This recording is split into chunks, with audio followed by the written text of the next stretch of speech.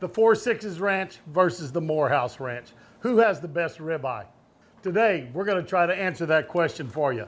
I have a nice ribeye steak from the Moorhouse Ranch. This is the peoplesbeef.com, and from 4-6 Ranch, which is 46steak.com.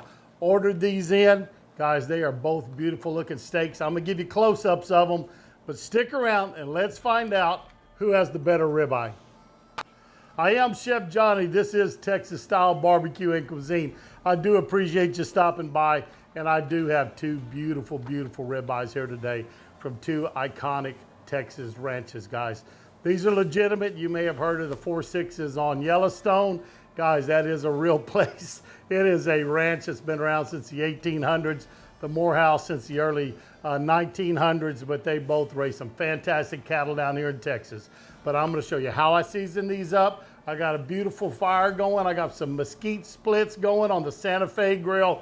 We're gonna grill them up over there, see how they turn out. We're gonna taste these babies and tell you which one we think's better.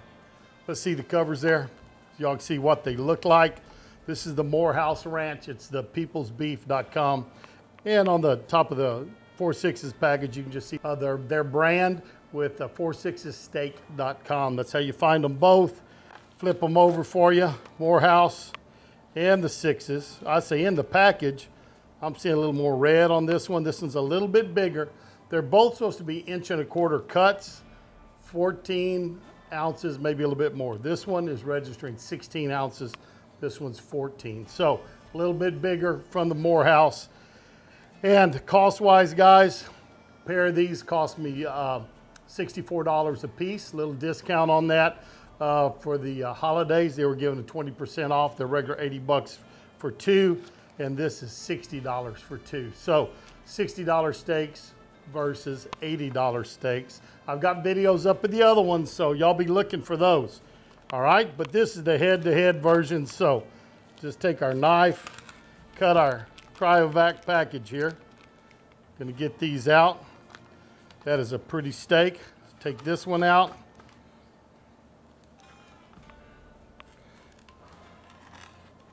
Now, both of these are iconic Texas ranches. The meat on the Moorhouse is all off of the Moorhouse, guys. This is cattle that they have raised, so they are raised and processed here in Texas. 4-6s will go other places for their beef. In fact, it says their beef has spent at least 100 days in the United States. Real pretty spinalis on both of them, are a ribeye cap, got real big ones. This one's got a little more tail end, a little more fat on it of that tail, but that's gonna eat good anyways. We took that off and they're about the same size steak, but they left the tail on that one. But I think a pretty steak. They both should cook up well. Just gonna pat these dry real good. If we look at them together, they both are, say, 1¼ inch, guys, but that Moorhouse is a little bit thicker, I think. Patted dry well. Nothing fancy on here today. We want to taste this beef. We want to see what the beef tastes like. So we're going with some SPG from Cosmos, just salt, pepper, garlic. We're going to get a nice coating on each one of these steaks. Now, both these are supposed to be choice. 4-6s does offer a prime.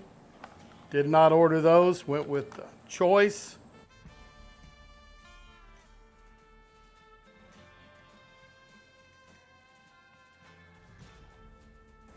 That looks pretty good, guys. We can get these sides just by going around the board.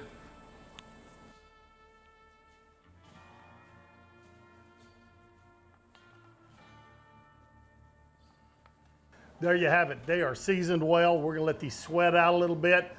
I'm gonna show you how I set my fire up and got it going over in my Santa Fe grill. Some of y'all may look at that and go, oh, that looks like a Santa Maria.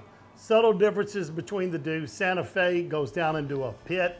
Santa Maria is pretty much above the sides and up, and the fire's right there on it. So a little different way they're built. I have one over there, got mesquite in it. So let's go look, see how I set that up. By that time, we'll be ready to cook these steaks.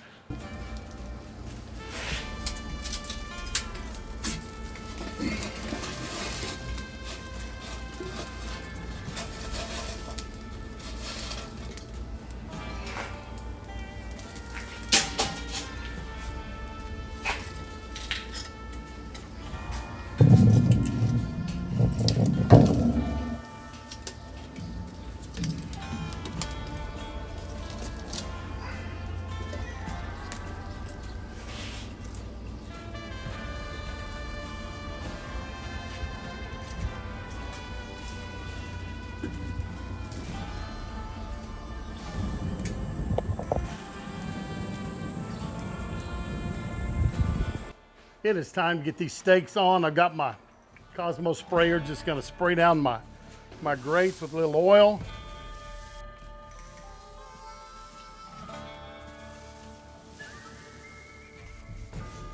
Of course, that giving us a little flare up. That's expected, but it'll calm right down.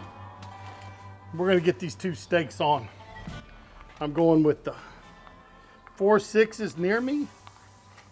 The Moorhouse is away. Kind of scrunch those up. That was hot. There we go. Let those go. We're gonna go about 2 minutes and flip them. Our timer's gone off. See if we can flip these over. Oh yeah, that's looking pretty. Got some nice color.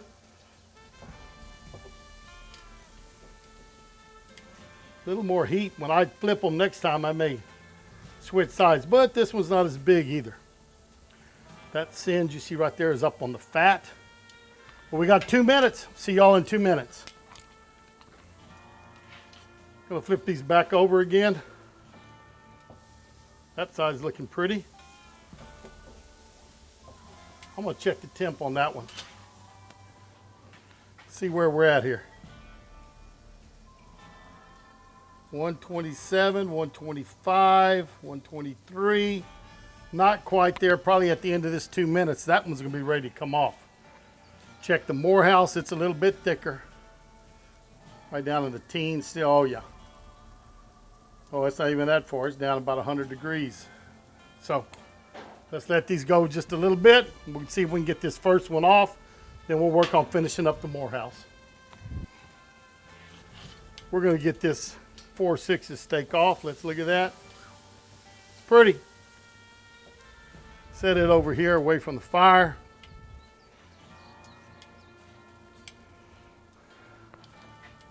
This one's gonna go just a little longer.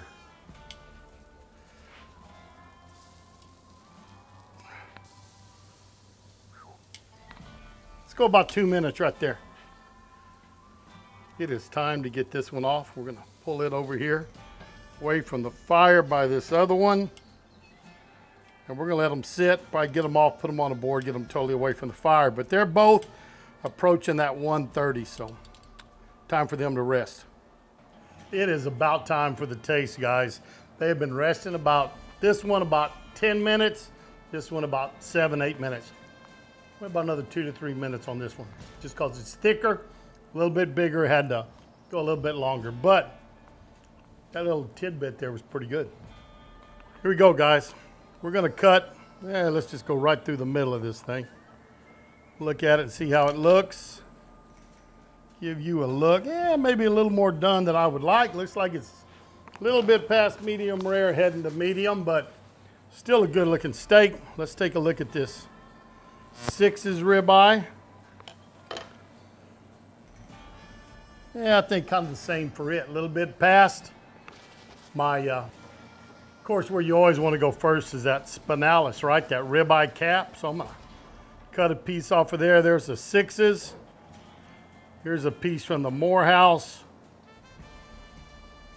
Let me give this a little bit of a try. See how it tastes. Here we go. I'm gonna start with the Moorhouse, one on my left. You're right. Excellent flavor. You can taste that beef, rich, moist, just fat content in there is tremendous. Gives you that great flavor. But moist, moist, moist in that spinalis or the rib cap. Let's try the 6's.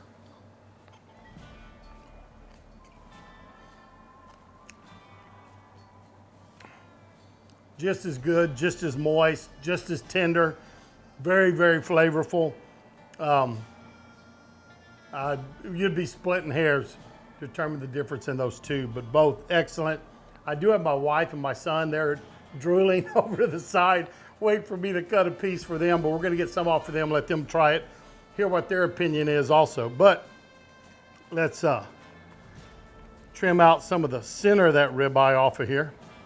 Get a little bit off of the Moorhouse. We'll go with 6's first this time. Well, I know why they're certified tender. That is tremendous. beefy. I put salt, pepper, garlic not to overpower the meat. Didn't want to get a lot of their flavors, but let's give this Moorhouse a try. Maybe a little bit more moist in that center of it, but again, a little thicker piece of meat too. Tremendous. Let me cut some slices for my wife and my son, hear what they have to say, then I'll get back with you and tell you what our choice is. Well, the verdict is in.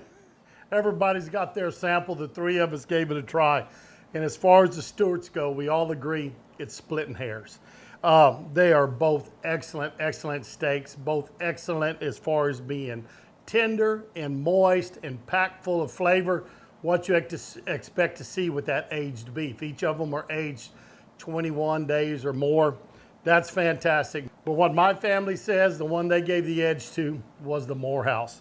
I think that might have been a little bit to do with the thickness of that steak. Flavor and everything was about the same. The center part of that ribeye, when you get away from the spinalis, will have a little more moisture in that thicker steak. But they're both great. They're both fantastic. I've had two of these choice ribeyes from the Sixes now and two from the Moorhouse, and I love them both. They're fantastic. Check out those other videos. I've got them on my Weber kettle with some grill grates, put some nice pretty hatch marks on them. But today, the Moorhouse edged out the 4 Sixes as far as favorite beef, the favorite ribeye of my family are the Stewarts.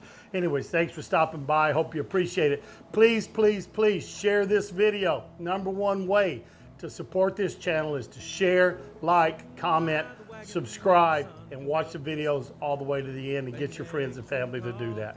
Anyways, I'm Chef Johnny. I'm going to take off. Thanks for stopping by. I always do appreciate it. We'll see y'all down the road.